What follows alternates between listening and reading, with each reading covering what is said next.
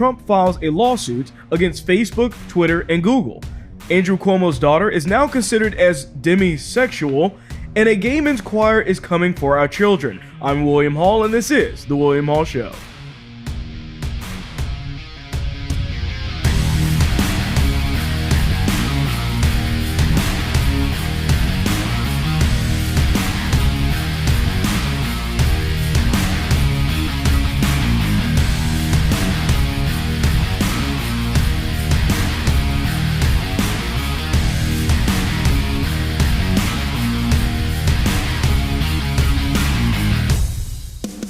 Alright, welcome back to the show. So Trump just announced on Wednesday that he is filing a lawsuit against Facebook, Twitter, and Google, and their CEOs as well. What is the significance behind all of this? What is really going on with his lawsuit? Now, I'm going to explain a little bit about what's going on with this one, as well as what the prospects are from this. Is there really going to be any real result from this lawsuit? And I'll talk about that in a second. So, starting off into this, like I said, he's suing all of these different companies, these social media networks. Why is this really taking place? This is taking place because of the censorship. It's because of what took place when they all decided to ban Trump within the course of about 2 days. When Twitter did it, Facebook did it, Google did it, everywhere you looked, every social media network, all of the search sites started deranking either Trump's social media networks, his campaign sites, his campaign pages. Everything was getting removed or censored in some way. So Trump said in a statement here that we're demanding an end to the shadow banning, a stop to the silencing, and a stop to the blacklisting, banishing, and canceling that you know so well. And we all do know it because many conservatives, except the protected elites, have been in some way basically banned in some situation, or at least suppressed or censored or something like that. So the lawsuit's filed in the Southern District of Florida, and it argues that big tech giants violated Trump's First Amendment rights when they suspended his social media accounts. In addition, they claim that many such platforms should be considered as state actors, which I'll be getting into a little bit later, who should be limited by First Amendment restrictions on government limitations of free speech. Finally, the lawsuit looks to strike down Section 230 of the Communications Decency Act, as well as seeking unspecified punitive damages as well. So here's the real problem here. I'm not sure if this lawsuit will actually go anywhere. I'm glad that he filed it, and I think it needed to be filed, and I think it's a good idea. I mean, the more chances we try, the more times we try, the better the situation is. However, this isn't exactly a new lawsuit if you think about it, because Laura Loomer, about 3 years ago now, really kind of more so 2 years ago, actually already filed the exact same kind of lawsuit already, okay? And I covered that as well in a separate video. But she actually tried to do this already, and there was a problem where they basically said, it went all the way up to the Supreme Court, and they kind of deemed it as, hey, look, we're not going to decide on it right now, but we realize the importance of something like this needing to be decided. So the Supreme Court realizes it. I think a lot of other politicians realize this. Where is it going to go? I'm not sure. Now, I think Trump may have a little bit more leeway with a little bit more power in this lawsuit, maybe some more lawyers and talent behind it to actually push this type of a lawsuit, but time will simply have to tell. Now, the thing is that we have to look at is why this isn't, or at least on what basis they would look at this and say, this isn't exactly the best kind of lawsuit. So first, courts have repeatedly rejected the claim that social media censorship of any form violates the First Amendment. The basic reason for this is the big tech giants are private entities and not government actors. What Trump is trying to do, in other words, what we're talking about is the First Amendment here, does not specifically apply to every single thing you do on a daily basis. It's specifically talking about the government. Because Facebook and all of these other companies are considered as private companies, at least in a general sense, they aren't liable for what they basically took off the platform. That's the way that they try to use it anyways, right? And of course, they'll also use Section 230 to kind of not have any liability for other statements or things that take place on their platform. It's very similar to how Facebook was avoiding the whole sex trafficking issue before because they were like, oh, well, Section 230, it's not our fault what they're doing. That's kind of what was going on. Now, the important detail is that Trump's lawsuit makes the claim that Facebook and other companies are state actors. And what he's talking about is basically saying that they are acting on behalf of a government body, okay? So we're talking specifically about the government body of the Democrats. Joe Biden in the White House, all the Democrats, everybody is all complicit in the behavior of these social media networks. They're all based in the most liberal state, California, all in Silicon Valley there. And they are literally doing the Democrats' bidding. When the Democrats say something needs to be banned or someone needs to be taken off, they listen to them. It's not that Facebook is making their own decisions oftentimes. It very much so looks like they're waiting for the go-ahead of certain Democrat politicians before they choose to do things. And they wanted to ban Trump so bad. Trust me, they were looking for any excuse that they possibly could to ban him in the first place. So we'll have to see what happens with this lawsuit. I'm going to definitely be keeping track of it. It's going to be a long process, but it is an important one because what we're talking about is censorship on these social media platforms. And we're specifically talking about these social media platforms transcending up to being a government or state actor. And that's really what this is going to come down to. That's really the case to prove here.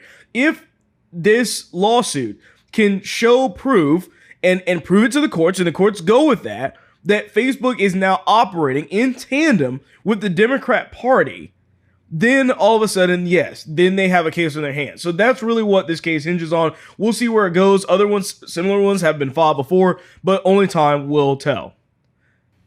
So a teachers union president recently said and made the statement that people that were against CRT were really trying to just keep them from teaching history and discussing racism. That's basically what they're saying. Now, that is a false claim. I think they know that already. We definitely know it because we know what the argument is actually being made here towards, or at least against, CRT. So this is from Randy Weingarten, which is the president of the American Federation of Teachers, or AFT. On Sunday, shared an article from the Washington Post that also falsely stated that opponents, or what opponents of CRT wanted. So while captioning the article, Weingarten wrote, "Incredibly important piece from Kimberly Crenshaw about why these bans on teaching history and discussing racism in the classroom are so dangerous. Our students deserve to have the freedom to learn and discuss this in school." Once again, what they're saying about this is a lie. That's not what people that are opposed to CRT are saying. It's entirely actually the opposite of that, to be honest with you, but they don't understand what's going on. They're trying to basically dumb it down in a way that makes it seem as if, oh, they just don't want people to know history. They just don't want people to know racism exists. That's it, right? Wrong. That's not correct at all. So the statement, once again, factually false on discussing CRT and why people are against it. The thing is that people are against CRT because they want accurate history taught. They want accurate discussions of racism taught, not this idea of America and every white person being endemically racist no matter what they do. That's just not true. It's a blatant lie. So the thing is that we're fighting for the schools to simply teach correct history. That's it. It's very simple. Not the rewritten woke history that a lot of the liberals are trying to push on our students right now. What we want is accuracy. What we want are facts. And if you were a child a long time ago, I'm assuming most of you listening probably were, including myself, then you know that this stuff wasn't being taught like this in our schools. It wasn't. It wasn't a part of the curriculum to go through all of this stuff about how white people are evil. It's really crazy what's going on right now. So the thing is that it's against students being taught that America is systemically racist. That's what's going on. That's what being against CRT is. And the fact is that you have CRT teaching these kids that, oh, it's these white people that are oppressing black people. And that's, once again, just another lie that they like to push on all of the students. What you're doing is you are objecting these students to be singled out based on their race and other identities. In other words, everything that they're teaching is to make them racist. That's really what's going on. They're being taught to be racist. Because if you tell a classroom, a fairly diverse classroom, that white people are evil, how are you not literally just pitting them against white people? Oh, well, they don't think black people can be racist. Okay, that doesn't make sense. That's literally against the definition of the word. But of course, they don't care about that. Now, Crenshaw, in this other portion of what she was saying in here, is saying that she doesn't point to a single bill, by the way, introduced by CRT opponents that bans the discussion of race, or where they're against the teaching of history. They can't and don't bring any of this up because there isn't anything. There's no law that's trying to get rid of this. or just accurate history or accurate discussions of racism. There's no law or bill or anything or any advocate saying that that shouldn't be discussed. So they're trying to misrepresent the argument. So watch out for that. Watch out for that, because the left, oftentimes when they realize that something isn't very palatable, oftentimes tends to just find a different way to discuss it. Change the name of it. Trust me, they're trying to get as far away from CRT as possible. They're trying to call it something else now so that parents can't look it up. They'll just say, oh, it's equity teachings or training, to try and make it seem like it's fine. It's CRT. It's just packaged with a different name. That's all it is. So this father actually becomes very aware of this in this viral video where he slams CRT, but does it in a very classic and, I guess, really a classy and kind of just well-mannered way. My name is Ian Rice. I've got 2 children here at the Caledonia School District. It's very apparent here by all of the parents that have spoken that this board and the school district is failing. More importantly, I came here to talk about critical race theory. This theory was never meant to be brought into grade schools, high schools, at all. It's actually taught in the collegiate atmosphere, and more importantly, the legal portion of the collegiate atmosphere, to see different laws through the lens of race, from an ethics and an ethical standpoint, right? Not for grade schools and high schoolers. The problem with bringing it to high school and grade school level is that we don't have the educators to properly teach these kids. Instead, they're using it as their own agenda to indoctrinate the kids to hate each other. And whether you believe that to be true or not, the reality is that's what's happening. Critical race theory is teaching that white people are bad. That's not true. That would teach my daughter that her mother is evil.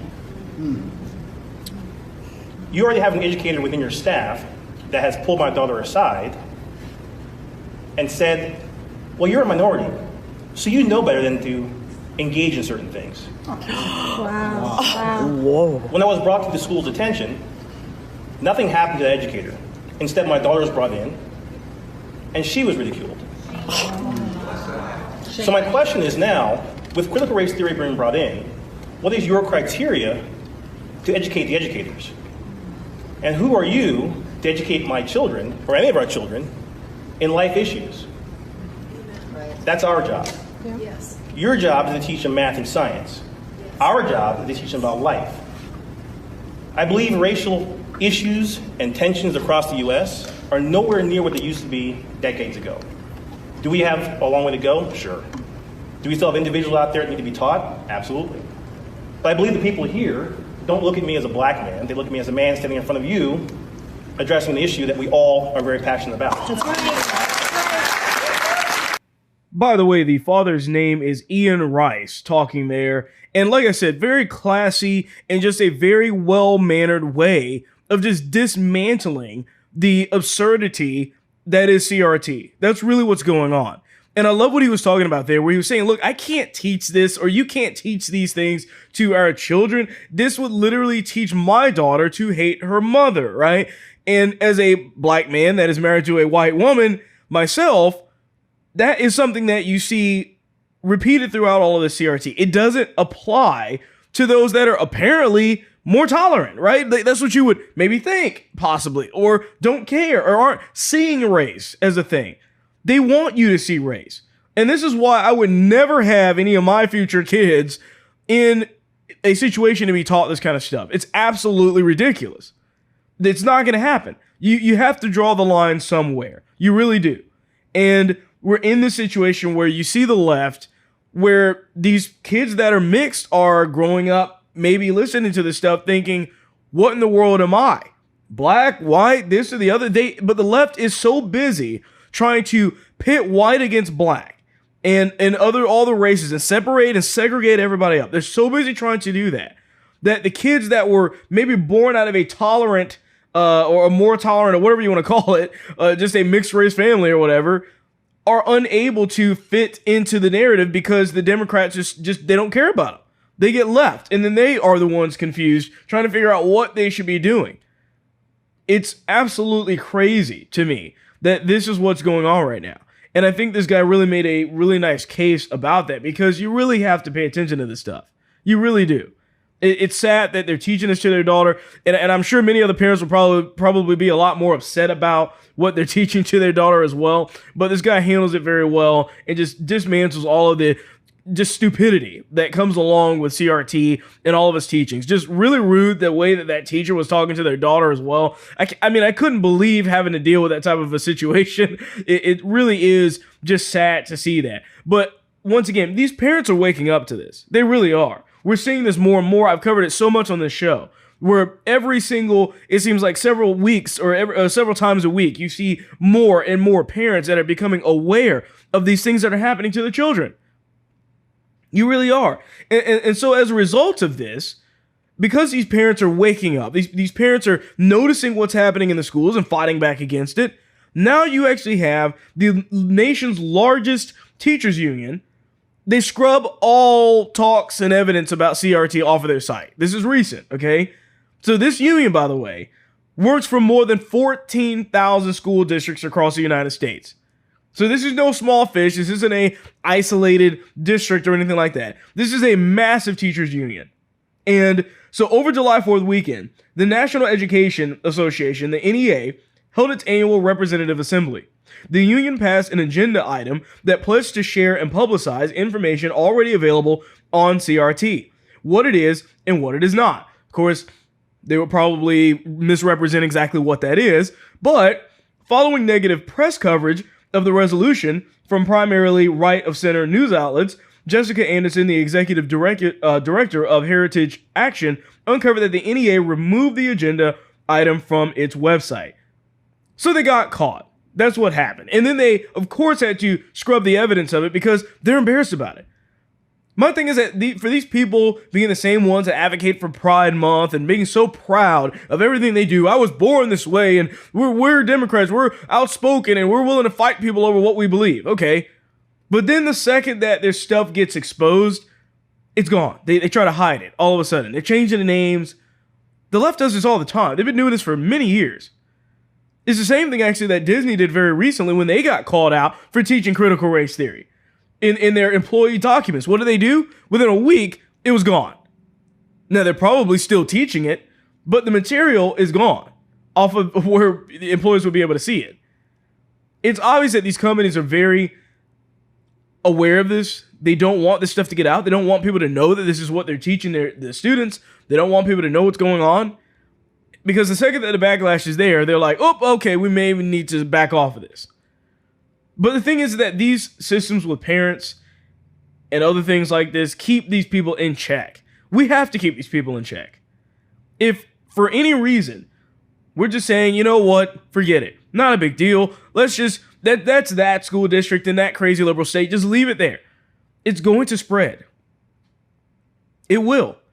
It never will stop spreading because eventually it's going to get to where it comes to your hometown, to your city, to your school. And it's being taught to your children, and then you're wondering what happened along the way. Well, it started a long time ago, and not enough people pushed back against it then, and as a result, it has kind of seeped into every single institution, from colleges to elementary schools to kindergarten even, in many cases. That's what's scary to me, is what's next? What's next on the docket for this? Parents deserve the right to know exactly what is going on in these classrooms. And I have a little bit of a surprise at the end with a TikTok kind of video in a classroom explaining why parents need to be aware of what's going on in the classrooms. They really do. It's imperative that they know what's going on. And just a quick reminder to follow me on Telegram if you do use that application there. It's much easier for me to be able to send out messages and everything like that from there. It's pretty much instant. So you can find that at t.me/William5849. Again, that's t.me/William5849. And if you're listening to this on Apple Podcasts, please remember to leave a review as well. Andrew Cuomo's daughter. This is Michaela, I believe, Kennedy Cuomo. I think that's how you pronounce her first name. So she now is coming out as demisexual. Now you might be wondering, what in the world is demisexual? Well, I'm going to break down exactly what that is, and I want you to tell me why this doesn't make any sense at all to identify as this. So, according to the just found out from me, news to me, I guess, LGBTA Wiki. Okay, so this is basically a new dictionary to define all of these terms that have obviously not have made it to the normal dictionaries that normal people use. But anyways, according to this wiki, it says, in talking about the demisexual is a sexual orientation on the asexual spectrum, defined as someone who does not experience sexual attraction until they have formed a deep emotional connection with someone. Okay, so you mean like any normal human being? I'm maybe going out on a limb here.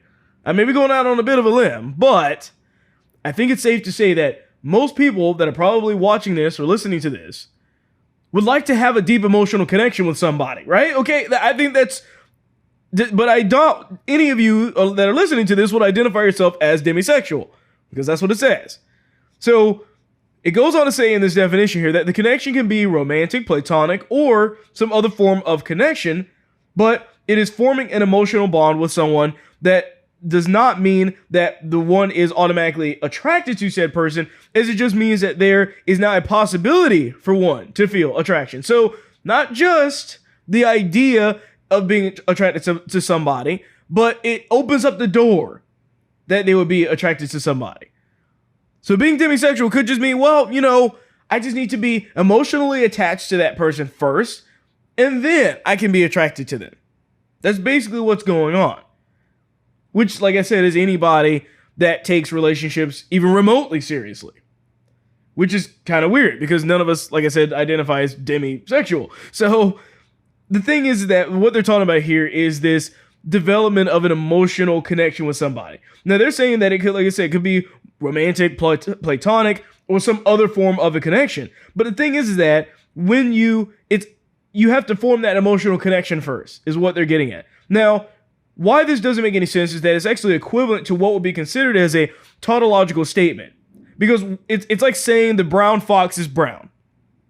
It's always true with the emotional connection, right? Because what they're saying, if you're actually like looking at it this way, that I kind of broke down here, is that it's true in every sense.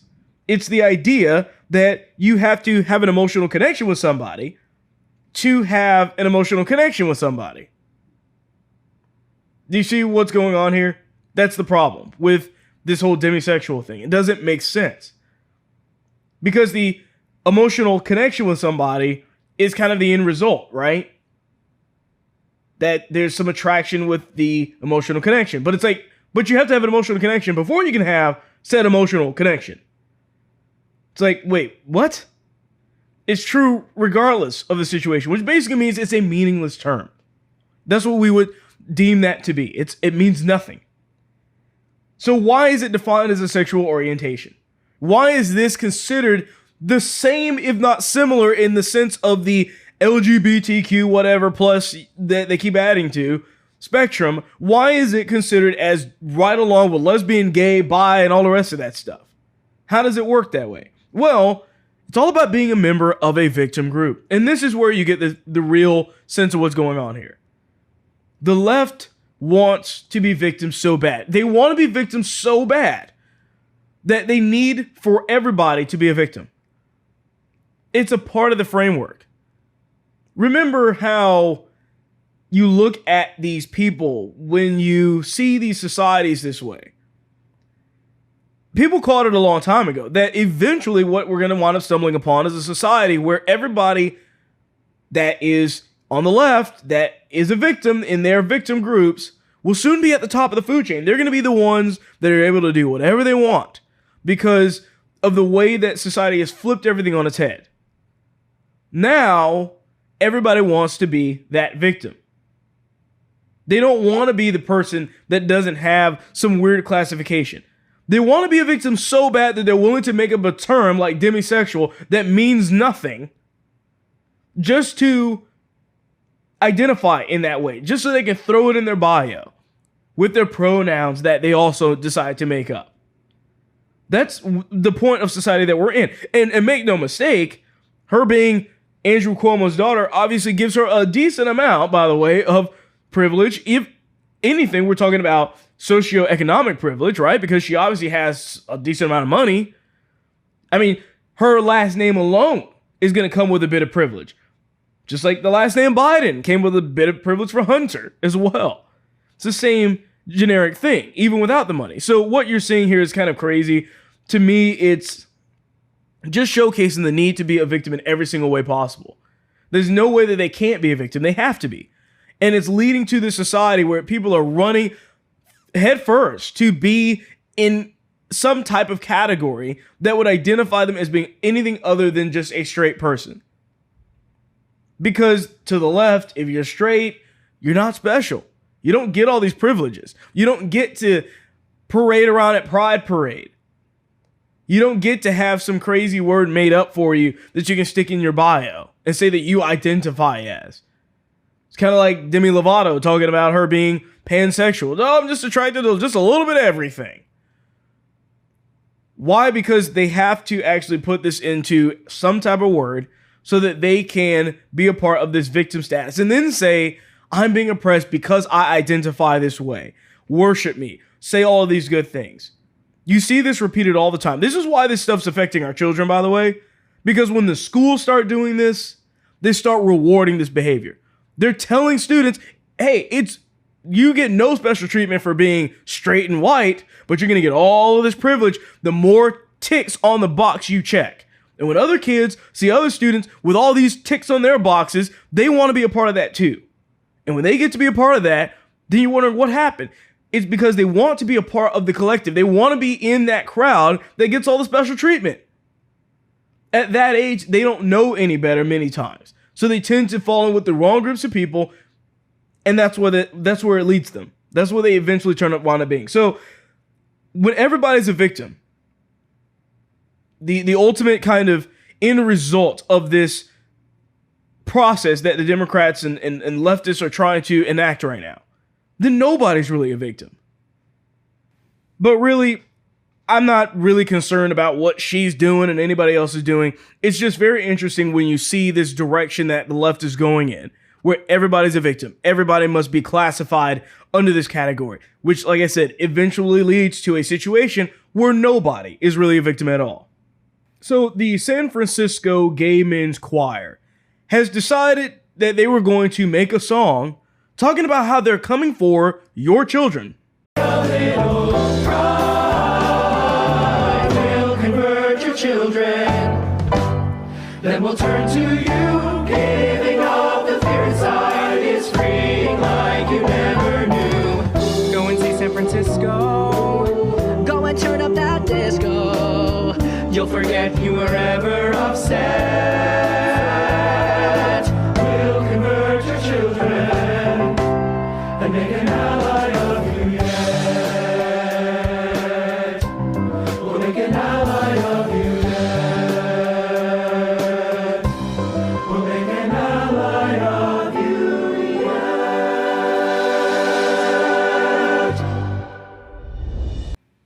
So I've seen several outlets that have said, well, this is really just a poor attempt at humor. That's what this is.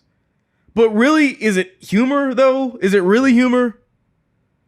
I mean, a lot of people will say it's funny because it's true, right? That's usually kind of the statement that goes along with that. But in reality, it's really not all that far off.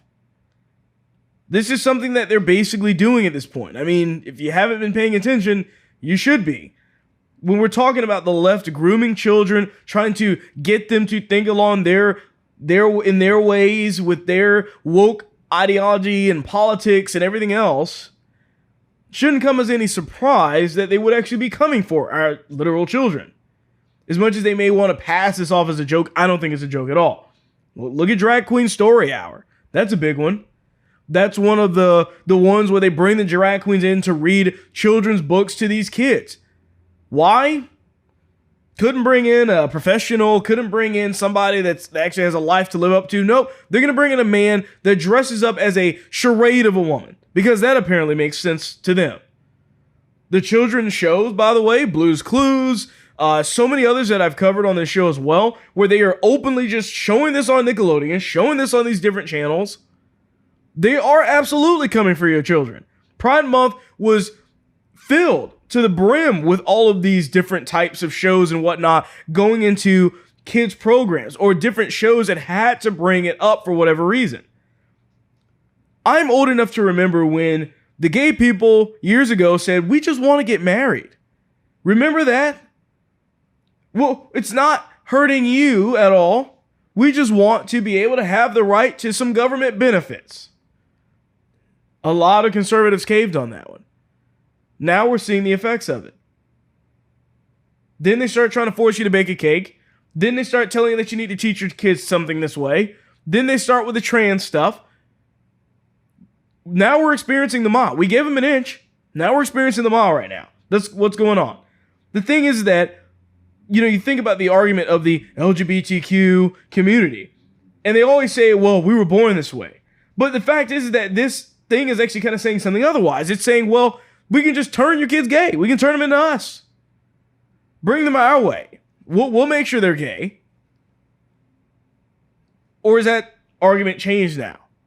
Who knows? I guess whatever it is that they need to do to push the narrative. And by the way, this is the exact same choir that was singing a song telling you to get the vaccine. Vaccinate, vaccinate, make an appointment. Vaccinate, vaccinate, make an appointment. Vaccinate, vaccinate, gets rid of COVID. Vaccinate, vaccinate, gets rid of COVID. Shut the arm, doesn't hurt at all. Gotta make time to go. Gotta make time to go. Quick shot, we'll make it to the big winning. Now it's time to vaccinate and take back our world. Line up for size, 6 feet apart, and don't you worry. Don't stay at home, please wear a mask, we've got to hurry. Vaccinate, vaccinate, make an appointment. Vaccinate, vaccinate, make an appointment. Vaccinate, vaccinate, gets rid of COVID. Vaccinate, vaccinate, gets rid of COVID. Vaccinate. And after I saw this, the first thing that came to my mind is, who in the world wasn't going to get the vaccine that saw this video and then afterwards was like, yeah, I'm going to totally get the vaccine now? I'm pretty sure it's zero. Nobody. Nobody's doing that. Why did they make this video? I don't know. Whatever it is, there's an agenda here. There's a very clear agenda. It's not just about a vaccine and just about trying to comfort children. This is, and goes much further than that. This is a goal of them saying, you know what? We're going to compose a song. We're going to write a song and we're going to sing it. Basically saying the choir part out loud. That's what this choir is doing. And all of it, all of these songs, they're not singing legitimate classical works. That's not what's going on. They're writing songs as propaganda, basically. For what purpose? I don't know. But they're doing that. All of the songs I've heard from this choir are trying to push a specific narrative. Not, and by the way, they're not good singers. As a classically trained person, they're not good singers for a choir. Especially a men's choir. I've heard significantly better than that. It's like a bunch of amateurs getting together to do this. But either way, it just isn't a good look. You have two different videos. And I think they're very related. They're related and attached to the exact same agenda. So normally I would put something in here saying that this episode's TikTok liberal is, and kind of point to something like that. But this is from TikTok, by the way, but it's not a specific liberal. It's actually a classroom from last month during Pride Month where they literally have Pride stuff everywhere. Young people in my class are teaching us about Pride Month. So we've got a lot of art up here dedicated to Pride Month starting here in June. And we have a calendar telling us about everything that's happening each day. Exciting. It's Vroom Vroom Art. It's been that for a while. Vroom Vroom Art. Orchid's Paw with a 0. So if you're listening to this just on the audio, what you have is literally this classroom that just has Pride stuff everywhere, all over the walls. Everyone has on these colored t-shirts and it's on the calendar and it's written all over the whiteboard and everything. And this is why we need classrooms with cameras in them, okay?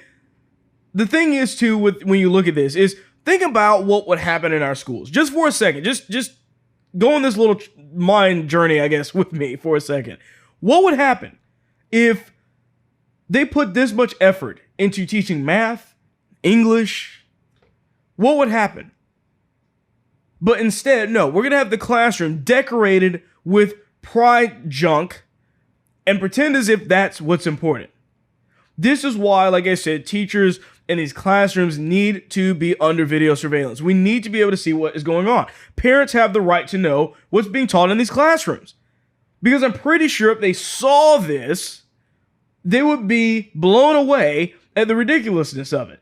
And this isn't a far-fetched idea. When you take your dog to get boarded, if you're going on vacation or something like that, what do they typically offer? At least the nicer ones. A live feed where you can watch and see what they're doing. It's not because you don't trust the people that are taking care of your dog necessarily. It's the fact that there's an accountability there, right? The people know that they're watching. And so they will act maybe differently than they normally would. What about daycares? Many daycares offer, obviously, as well, a type of live video feed of their child and everything else like that. I don't think it's too far-fetched for people and parents to advocate for cameras in the classroom as well.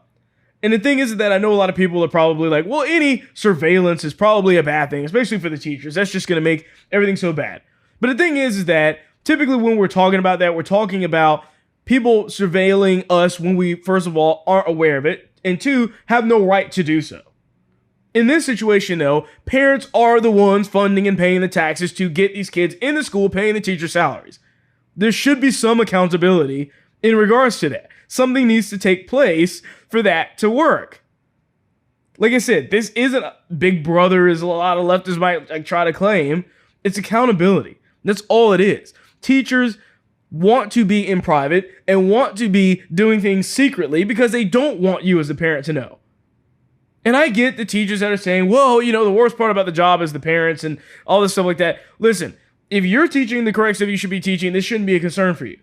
It's these teachers that are doing things they know they shouldn't, teachers that are teaching things that they know the parents don't approve of. That's why you have these teachers unions pulling out, getting rid of the material. They don't want you to know what's being taught in these schools. They're trying to keep it secret. And it's all because parents let go of being involved in many of their kids' lives years ago. A long time ago. Too many parents have let the school raise their kids. And then they get mad at the school because they're raising their kids the wrong way. Number one, parents need to be aware of it. Number two, the kids need to be able to communicate that to the parents. The parents need to be listening to what the kids are saying, need to be asking the kids what's going on and what they're being taught, going over the coursework, going over the material. This pandemic has proven many things. Remember, all of this kind of sprung up because parents were forced to get their kids out of school and were forced to actually have the lesson plans at home. And then they said, oh, wait, whoa, this is crazy. They're teaching this to our children? I guarantee you it's been going on far longer than you probably even realize, far longer than I even realized. But this pandemic kind of ripped off the cover, made it and exposed it. A lot of people to see what was going on. And then when they get ready to put their kids back in school and are seeing them being forced to be masked and all of the rest of the stuff, and now with this crazy syllabus talking about CRT, they're finally saying, oh, wait a minute. Something is wrong and we need to do something about it. Something should have been done about this years ago. Parents need to raise their actual children these days so that the schools don't have to. The schools shouldn't be doing it. But as a supplement for that, as a replacement for that, the parents need to step up. Not only in teaching their students and their children, but also in vocalizing exactly what's happening and what they're opposed to with these lessons that they're teaching the students. Once again, it's not just California, it's not just New York, it's not just the Democrat-run states, it's all over the place. Even in Florida, it's happening, by the way. It's happening here too. Especially in some of the more liberal counties and whatnot. At least we have Ron DeSantis just kind of pushing back on some of this to make sure that's not happening. But it is happening everywhere that you're looking. So we have to be aware of it. I think if things are to really start changing in our country, it won't be something that happens overnight or in a month. I think it's years away. But it starts with the children. It starts with the schools. It starts with the institutions. The same thing that conservatives willingly gave up and let the leftists come right in and swoop in and take hold of it and control. The left holds the institutions right now. We need to take back control of that. School boards need to be run by people that are center-right, people that have common sense, that are interested in accurate history. These teachers' unions need to be run by people that actually know what they're talking about with accurate history, as well as the schools. Starts on a local level, and then it branches out. That's how we change things. It's not always just based on who's holding the highest office in the land. It's at a local level. It's with the local legislators that we already have in place, and we're going to be looking to re-elect or elect new ones in the next year or so. All of that is relevant to what's going on right now. So with that being said, that is all I have for you on this episode. I thank you for watching or listening to this one. I'm William Hall, and this is The William Hall Show.